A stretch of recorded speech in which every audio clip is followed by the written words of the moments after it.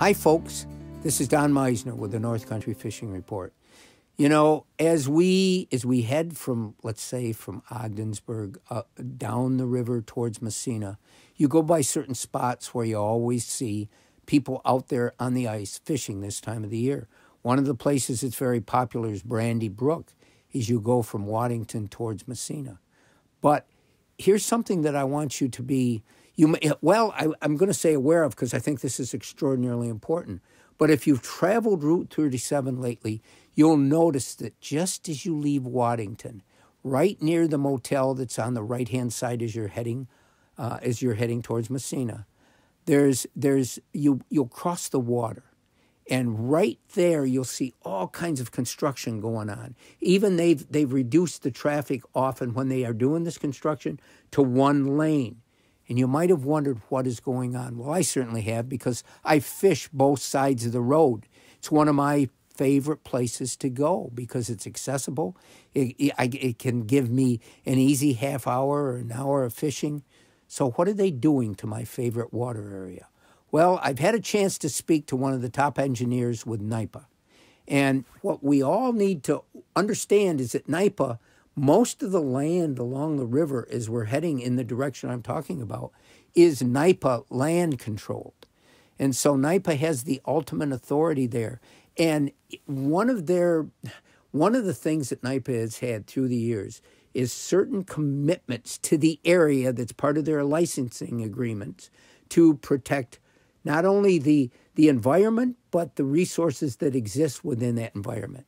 And so the water that we're talking about, NYPA and the DEC and the Department of Transportation are all working together to fulfill one of NYPA's licensing agreements. And that is, as the water on the St. Lawrence side, there's tubes under the road. So that water passes under the road into the pond, which is part of a waterway that was created when the seaway was first constructed, that is flowed into by Little Sucker Brook. So this is the Little Sucker Brook construction site. And what they're doing is, NYPA's main concern is to control the level of water on the pond side, because over the years it's been fluctuating tremendously. And what happens when it fluctuates?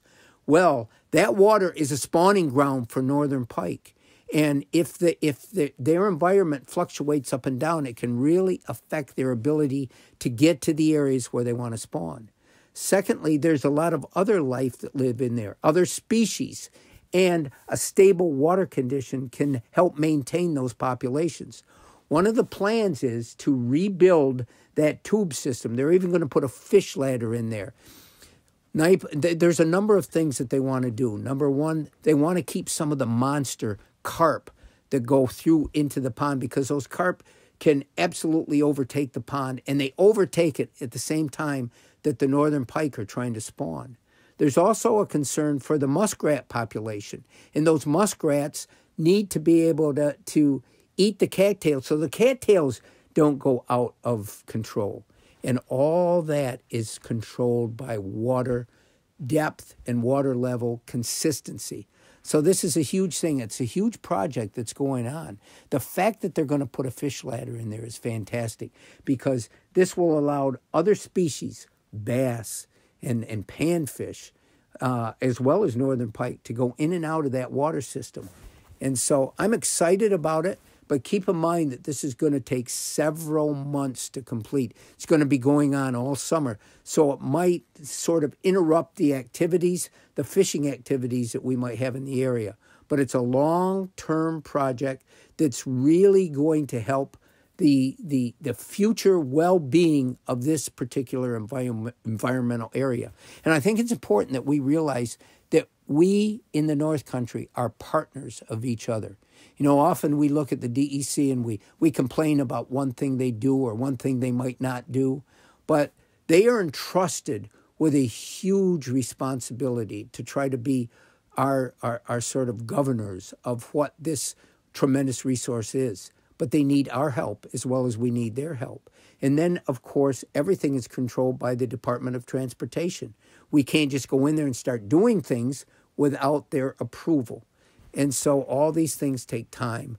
But the fact that the DEC is becoming so proactive, I've seen a big change over the last few years, and they're reaching out to the public to sort of help them and to try to understand. Number one, if we can help them, they can do their job a lot better. And number two, if we can understand what they're doing, we can become more educated and more willing to try to adapt to changes that might be long-term in sort of construction, but they may have short-term effects that we might not like. Until next time, folks, this is Don Meissner with the North Country Fishing Report.